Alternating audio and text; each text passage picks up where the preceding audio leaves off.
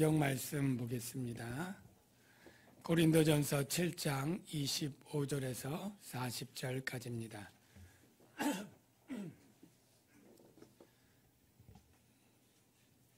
고린도전서 7장 25절에서 40절 말씀까지입니다. 아까 찬양을 너무 힘써 불렀더니 목이 잠겼습니다. 감기 기운도 좀 있고요. 여러분들이 오늘 제 목소리가 조금 좀 부담돼도 잘 이해 부탁드리고요. 하우링 나지 않을 정도로 볼륨을 조금 올려주시면 감사하겠습니다. 7장 25절부터 교독하겠습니다. 처녀에 대하여는 내가 주께 받은 계명이 없으되 주의 자비하심을 받아서 충성스러운 자가 된 내가 의견을 말하노니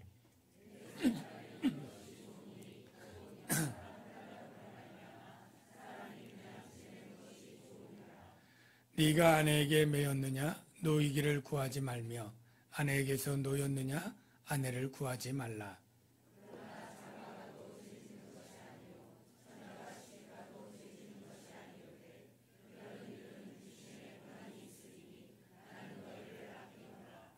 형제들아 내가 이 말을 하노니 그때가 단축하여 증거로 이후부터 안에 있는 자들은 없는 자 같이 하며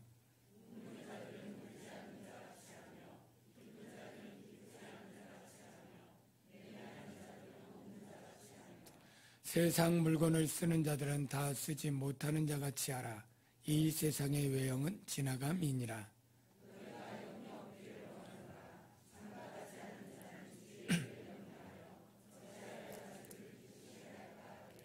장가간 자는 세상 일을 염려하여 어찌하여야 아내를 기쁘게 할까 하여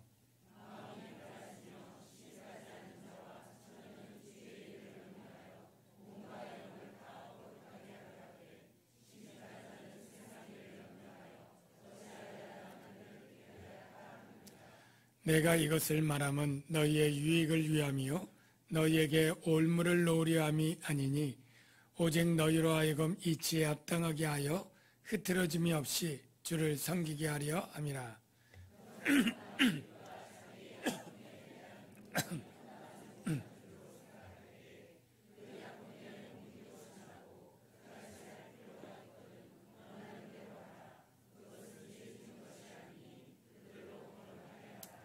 그러나 그가 마음을 정하고 또 부득이한 일도 없고 자기 뜻대로 할 권리가 있어서 그 약혼녀를 그대로 두기로 하여도 잘하는 것이니라.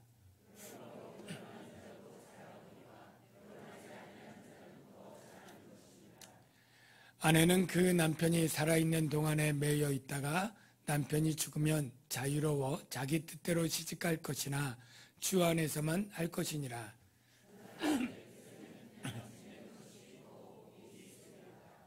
나도 또한 하나님의 영을 받은 줄로 생각하노라. 아멘. 좌우에 계신 분들에게 우리 사랑합니다 인사하겠습니다. 네, 사랑합니다. 사랑합니다.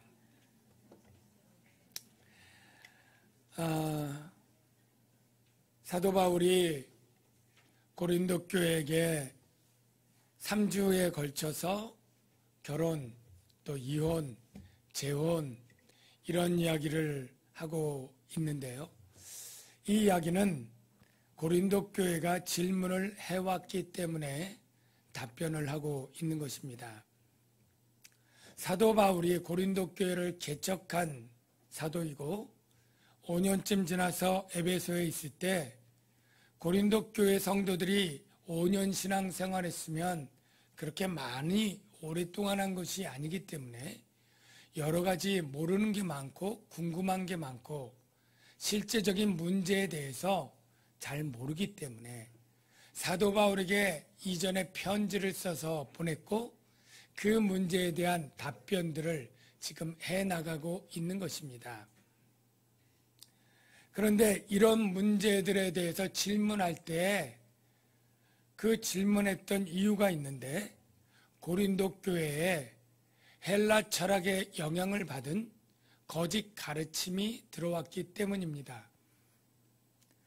여러 번 말씀드린 것처럼 영육 이원론의 이 헬라 철학은 육체를 저급하고 더럽게 보기 때문에 이 육체의 성관계, 부부 생활을 아주 영적인 신령하고 거룩하기 위해서 부부 생활을 안 해야 된다라고 하는 금욕적인 가르침을 주었던 것입니다.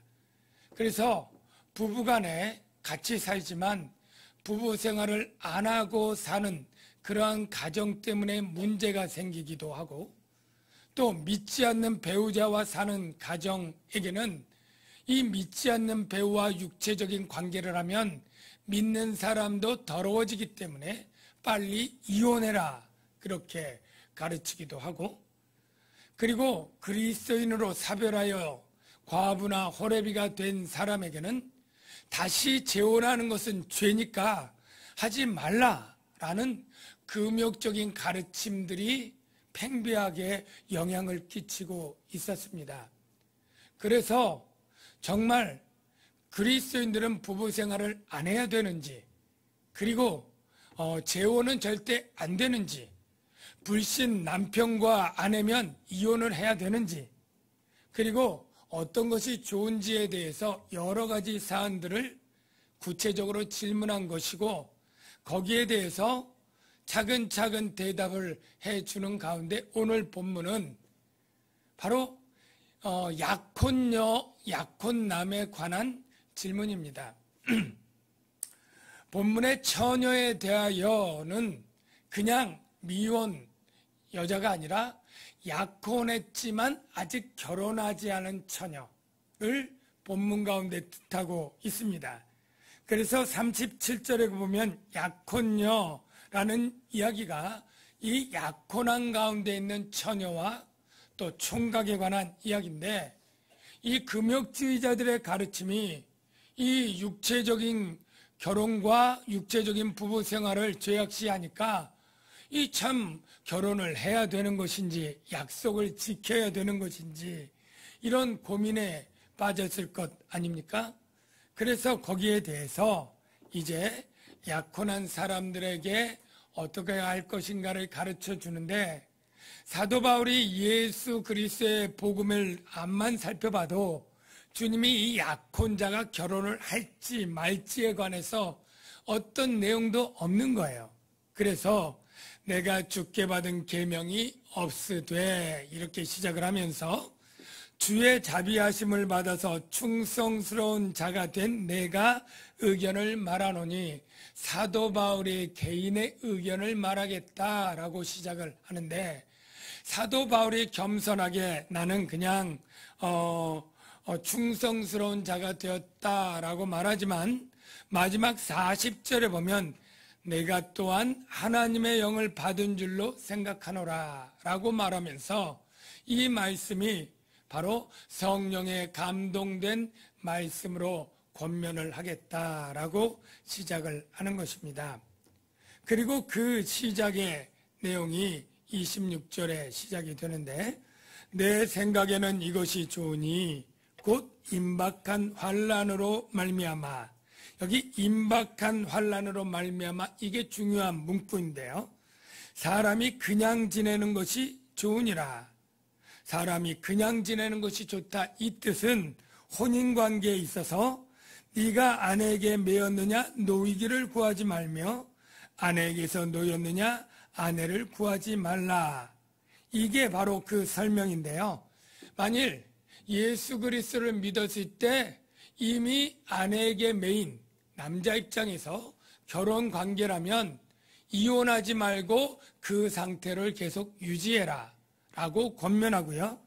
네가 만일 아내에게 놓였느냐 매이기 전에 이 미혼 상태라면 그냥 아내를 구하지 말라, 이렇게 얘기를 하고 독신을 권면하고 있습니다.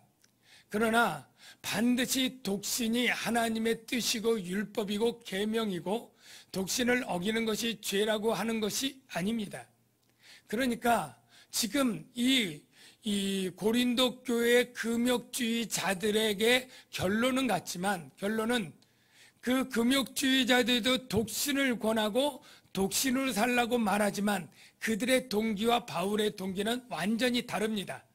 어떻게 다르냐면 고린도 교인의 금욕주의자들은 이 육체를 더럽게 여기기 때문에 부부 생활을 하는 것이 거룩을 방해하고 또 이 결혼하는 것이 죄를 짓는 것처럼 그렇게 이야기를 해서 독신을 권하지만 사도 바울은 독신을 권할 때 바로 죄 짓는 것도 아니고 결혼을 얼마든지 가능하고 하지만 이 독신이 임박한 환난 때문에 더 유익하다라고 말하는 거예요. 여러분, 여기서 우리가 정리를 할 것이 있습니다. 하나님이 처음 사랑과 그리고 아내를 하와를 만들고 결혼을 만들게 하고 가정을 이루게 했습니다. 그리고 이것은 보시기에 선하고 아름다운 것이었습니다. 그러니까 결혼은 복으로 주신 것이고 생육하고 번성하고 하는 모든 것도 결혼을 통해 주시는 복입니다. 그런데 이 모든 이 결혼에 대한 이 말씀이 모든 시대와 모든 지역의 일반적인 원리예요. 그런데 이 고린도 교회의 지금 상황은 특수한 상황이기 때문에 독신을 권하고 있는 것이지 지금 고린도 교회에 주신 말씀을 그냥 그대로 갖고 와서 21세기에 살아가는 우리들 모든 지역에 동일하게 하나님 말씀이니까 적용해야 된다 하면 그것은 해석을 바르게 하는 것이 아닙니다.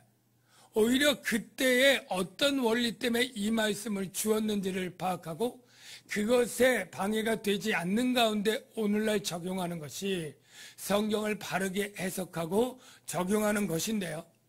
지금 독신을 권한 그때는 주 50년대인데 주 50년대는 일단 그 어느 시대부터 로마의 박해가 있고 유대인의 박해가 있을 뿐 아니라 바로 그 시대의 모든 사도들과 종교 지도자들은 주님이 곧 재림할 거라고 확신하고 있는 때였습니다. 그래서 여기 임박한 환난으로 말미암아라는 단어가 그리고 29절에 보면 그때가 단축하여 진고로 여기 뭐가 임박했을까요? 뭐가 때가 단축해졌다는 뜻일까요? 바로 주님의 재림 때가 단축해져서 가까이 왔다는 거예요. 그리고 주님의 재림 전에는 뭐가 있어요? 환난이 있다고 예수님이 친히 예언을 한 거예요.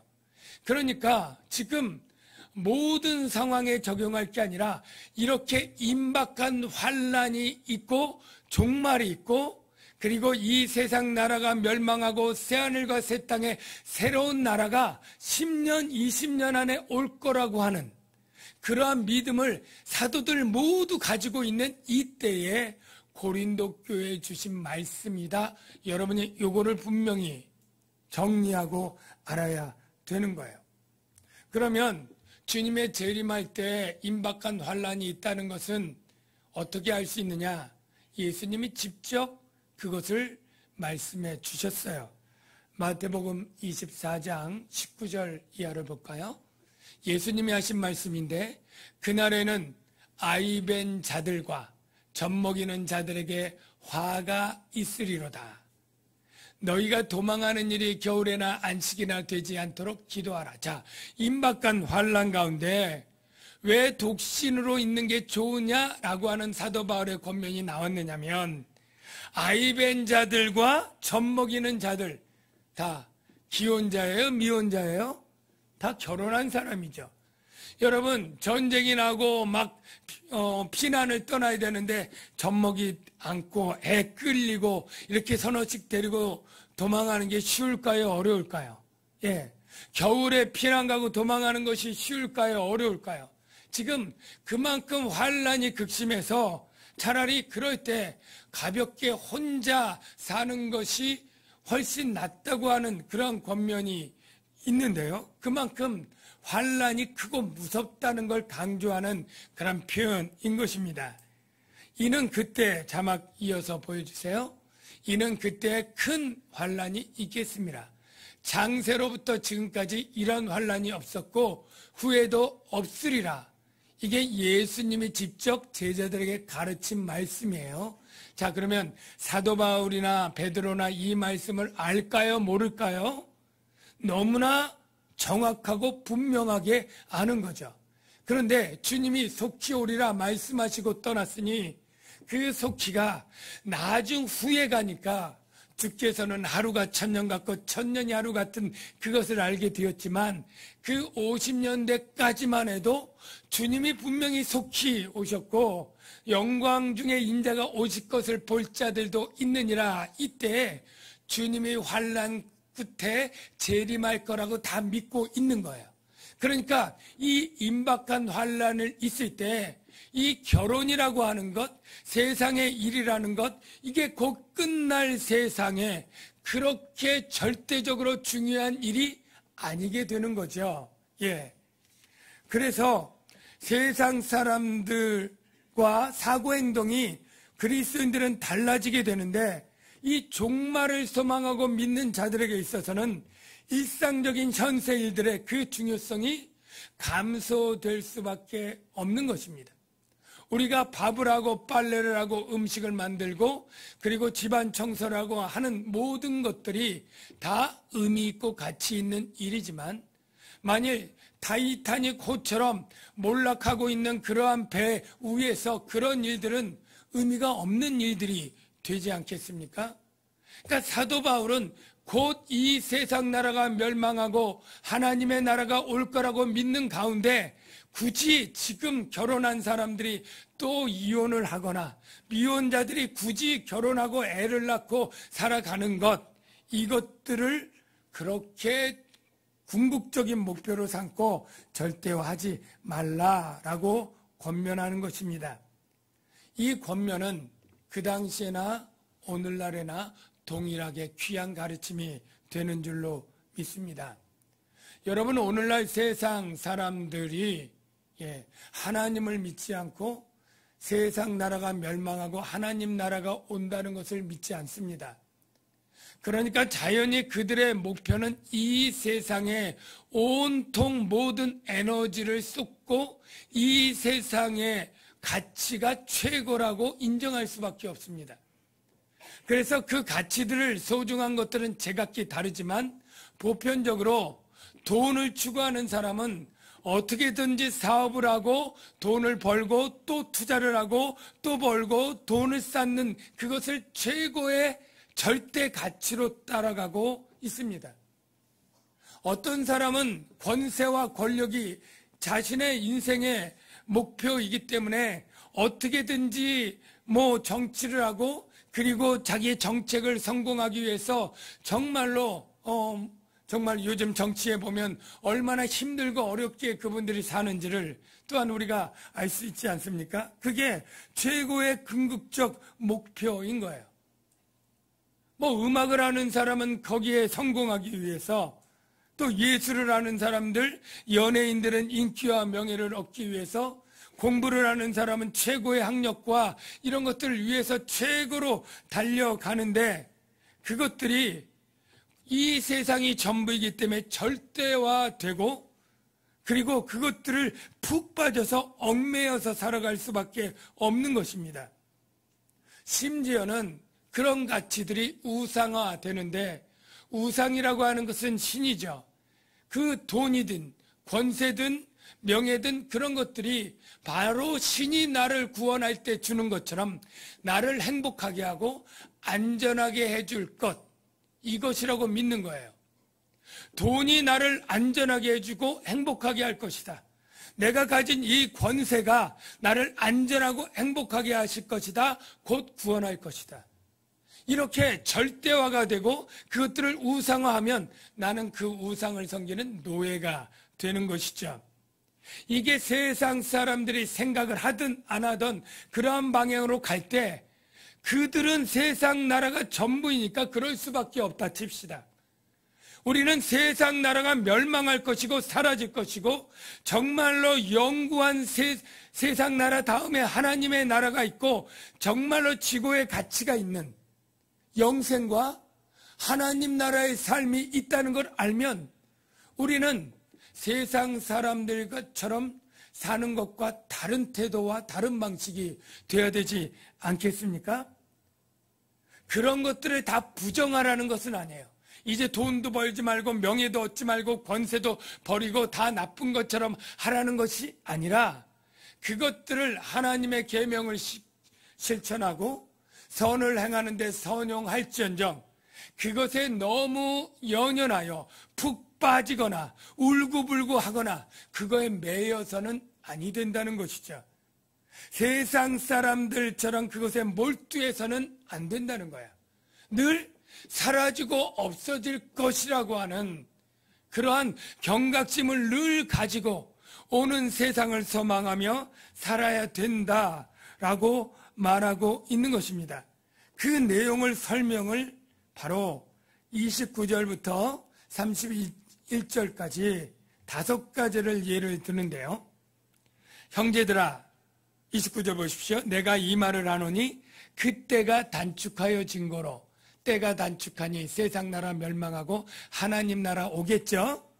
이후부터는 안에 있는 자들은 없는 자 같이 하며, 자, 안에 있는 자들이 없는 자처럼 하라는 것은 남편도 해당이 되고 아내도 해당이 되는데, 배우자가 없는 것 같이 하라는 것은 실제 배우자가 있지만 무시하라, 업신여기라, 부부생활 하지 말라, 이게 아니라 이 결혼이라고 하는 것이 이 세상 나라에만 있고 하나님 나라에 가면 시집가고 장가가는 일이 있어요, 없어요? 결혼의 관계가 있어요, 없어요? 없는 거죠. 그러니까 곧 이 결혼 관계도 사라지고 없어질 세상의 질서 속에 있는 거예요.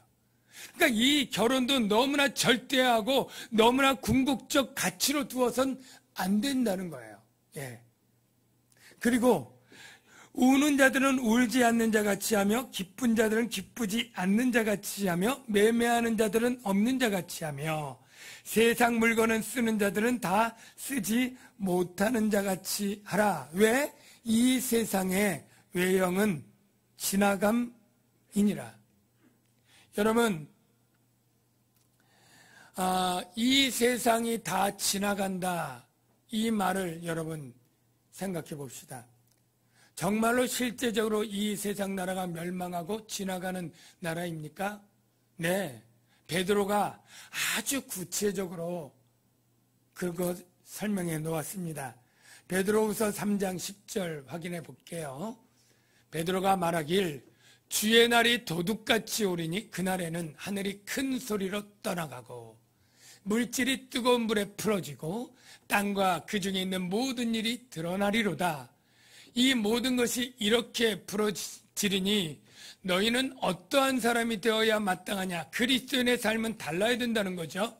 거룩한 행실과 경건함으로 하나님의 날이 임하기를 바라보고 주님의 재림과 하나님의 나라가 임하기를 간절히 사모하면서 그 다음 말씀, 그날에 하늘이 불에 타서 풀어지고 물질이 뜨거운 불에 녹아지려니와 우리는 그의 약속대로 의가 있는 곳인 새하늘과 새 땅을 바라보도다.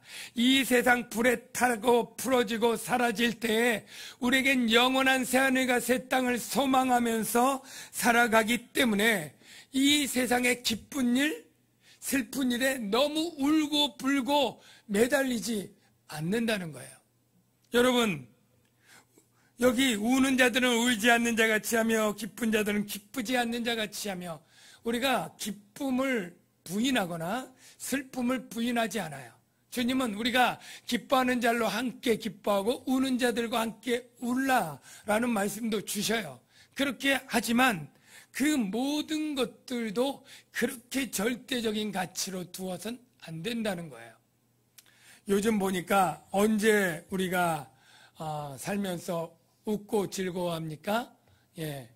요즘 보니까 어렸을 때부터 참 유치원 어린이집도 원하는 대로 가지 못하더라고요. 대기하고 기다리고, 그리고 원하는 데 되면 너무너무 기뻐해서 전화해서 유치원에 합격했다고 전화하는 그런 시대인데요. 자기가 원하는 것이 이루어질 때 우리가 기쁘고 즐거워하죠. 원하는 대학 들어가고 원하는 직장 그리고 원하는 시험에 합격되고 또 원하는 만큼 돈을 사업하는 사람 잘 벌고, 원하는 학위를 얻고 명예를 얻고 할 때 기뻐하죠. 반대로 원하는 것을 잃었을 때 우리는 슬퍼하고 웁니다. 그런데 사도 바울이 뭐라고 얘기합니까? 그런 일에 너무 울고 불고 얽매이지 마라. 왜? 이 세상 나라는 곧 사라질 것, 바로 지나가는 것, 이것을 너무 우리가 분명히 인식하고 살아야 된다라고 말하는 것입니다. 이것은 그 당시 고린도 교인이나 오늘날 우리가 살아가는 우리나 동일하게 적용될 귀한 말씀이라고 믿습니다.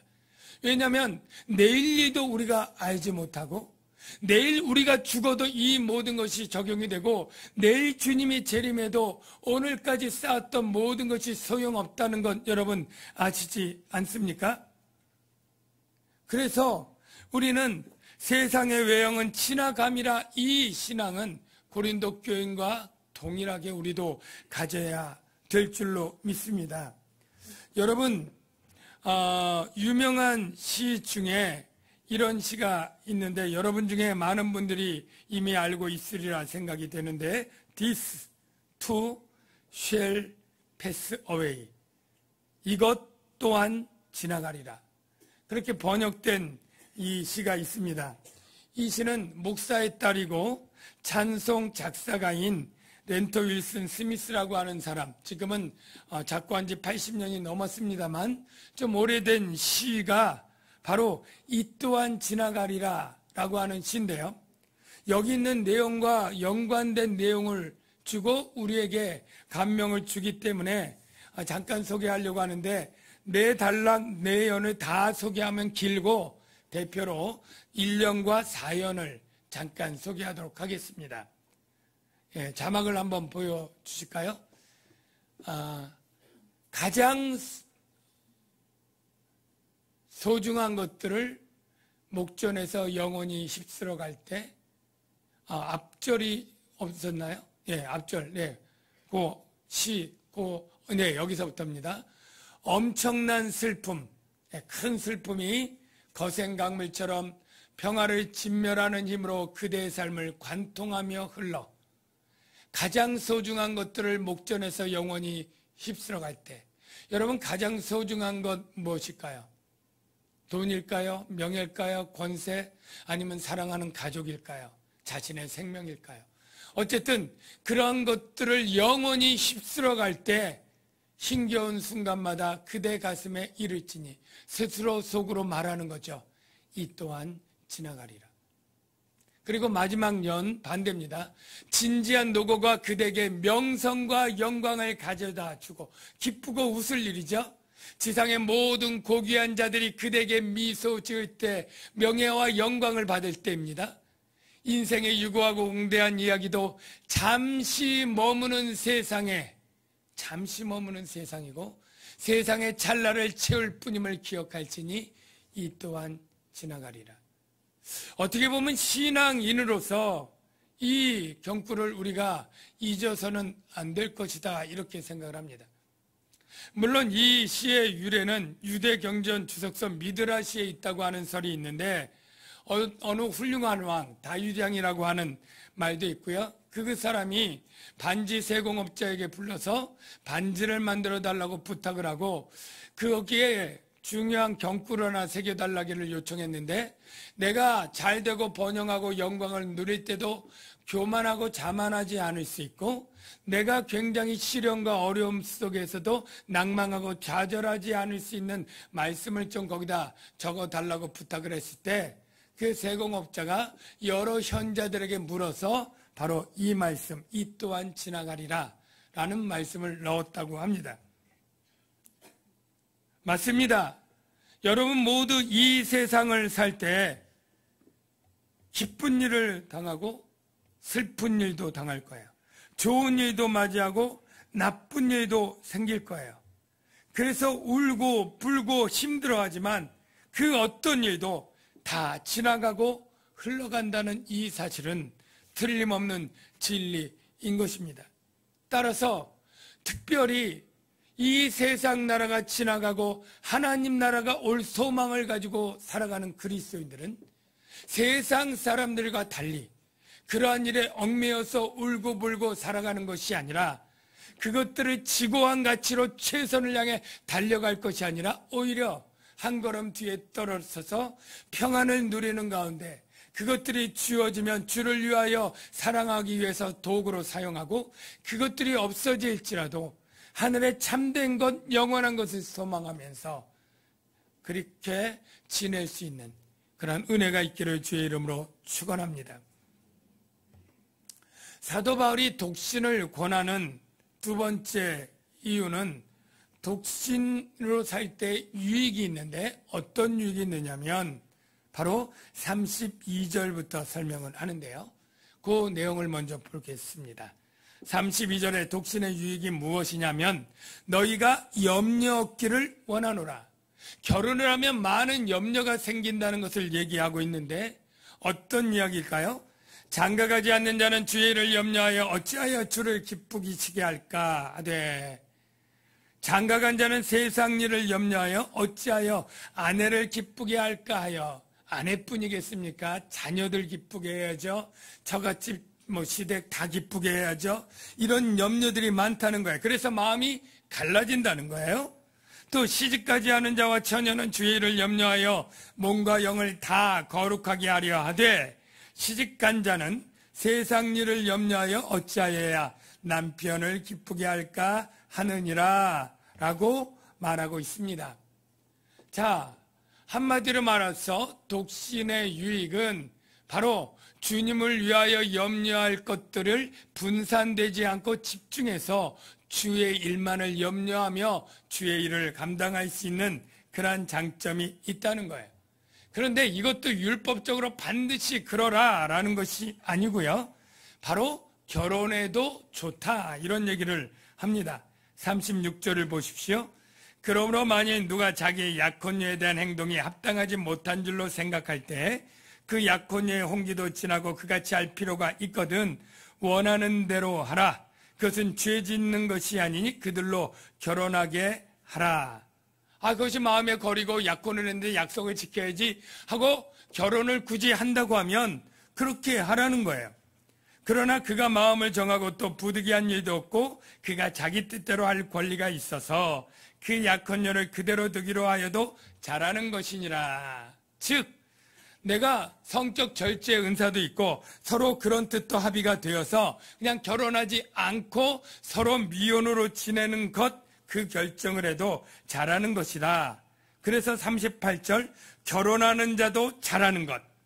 그러니까 금욕주의자들처럼 결혼하면 안 돼, 그거 죄야, 영적으로 타락하는 짓이야, 이런 근거가 아니고 주를 위한 것 때문에 결혼하는 것도 잘하는 것이지만 결혼하지 아니하는 것도 잘하는 것이다. 더 잘하는 것이다. 여기서 우리가 두 가지 좀 깨닫게 되는 게 있는데요. 세상 사람들, 예수님을 안 믿는 사람들 가운데도 독신으로 살겠다고 하는 사람들이 좀 많아지고 점차 그런 추세가 되는 경향이 있는 것 같아요. 예. 점차 결혼이 늦어지다 보니까 또 그렇게 된 경우도 있고, 그런데 사도 바울이 독신을 권하는 것과 믿지 않는 세상 사람들이 독신을 하는 것을 똑같은 것으로 보면 안 됩니다. 왜냐하면 믿지 않는 세상 사람들이 독신을 하는 때에 바로 그들이 주의 일을 염려하거나 세상 나라의 임박한 종말을 생각해서 독신을 원하는 것은 절대 아니기 때문이에요. 나름대로 이유가 있지만 그들의 독신의 이유들은 주를 위하거나 남을 위한 것이 아니라 오히려 자기를 위한 것 정도밖에는 안 되는 거예요.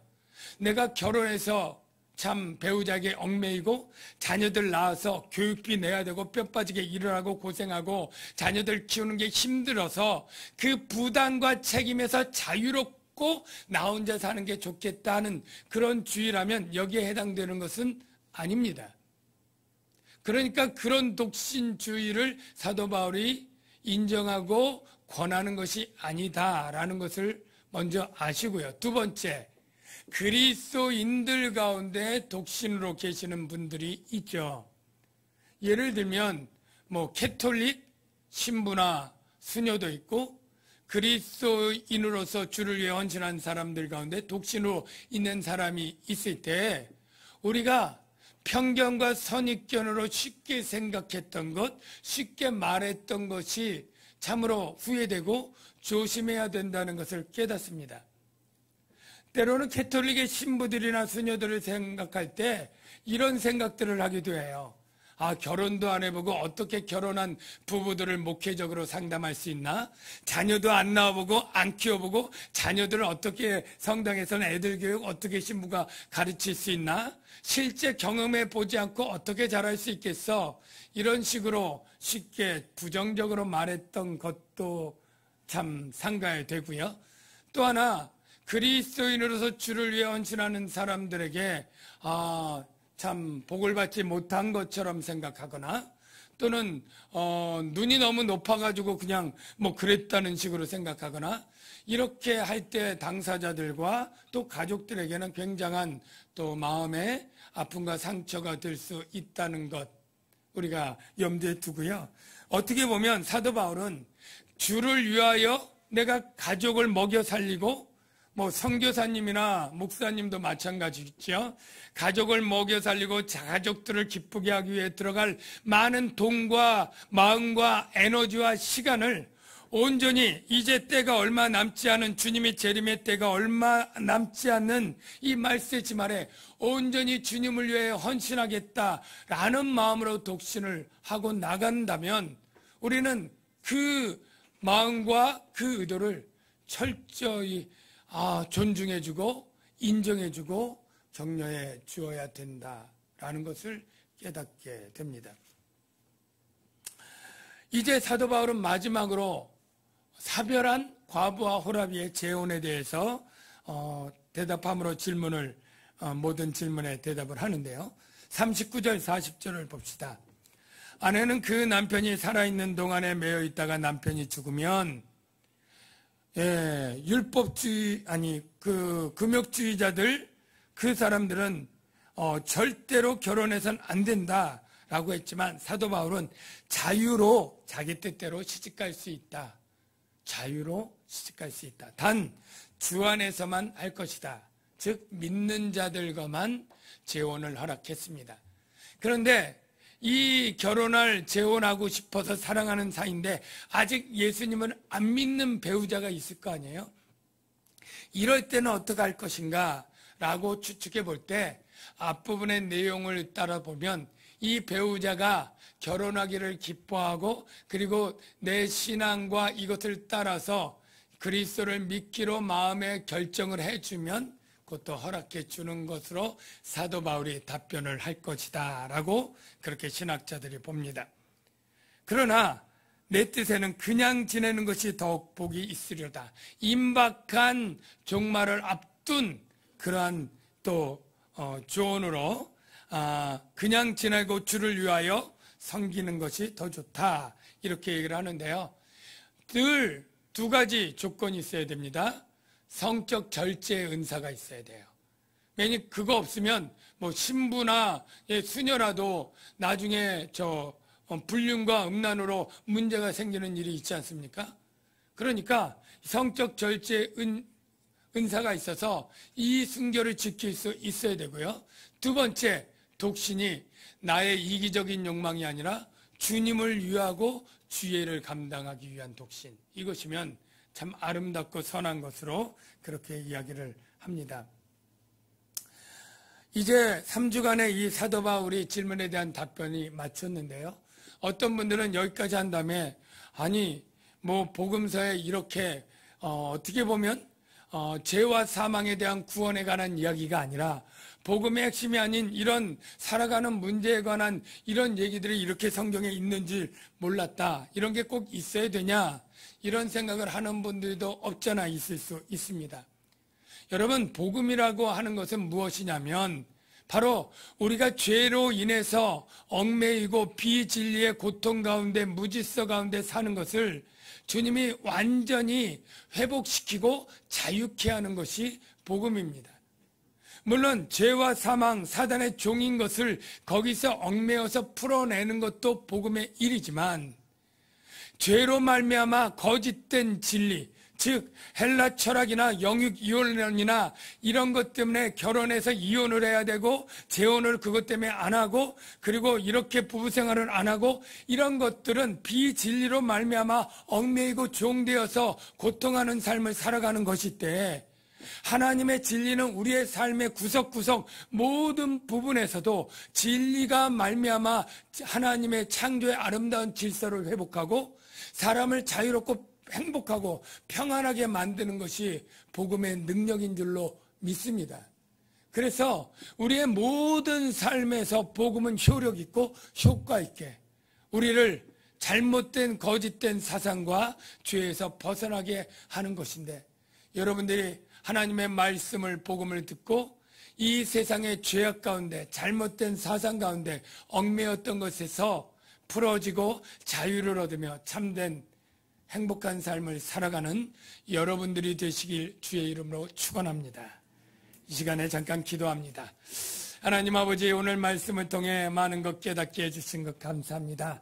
특히 이 세상 나라가 멸망하고 이제 하나님 나라가 오기 때문에 이 세상에 연연하고 그리고 빠져서 그렇게 몰두하지 아니하고 사라질 나라에 대한 것을 생각하면서 이 세상의 어떠한 희노애락도 우리가 평안 가운데 맞이하고 보낼 수 있는 그런 믿음의 사람들 되게 하여 주옵소서. 예수님의 이름으로 기도하옵나이다. 아멘. 지금 부를 찬양은 이 또한 지나가리라. 아까 설교에 나왔던 이 가사가 있는데, 힘든 일, 어려운 일, 사실 지나갈 세상에 속한 지나갈 일입니다. 우리가 그런 일들을 우리가 천국의 소망으로 이겨낼 수 있기를 바라면서 이 또한 지나가리라. 예수 늘 함께 하시네 우리 찬양하도록 하겠습니다.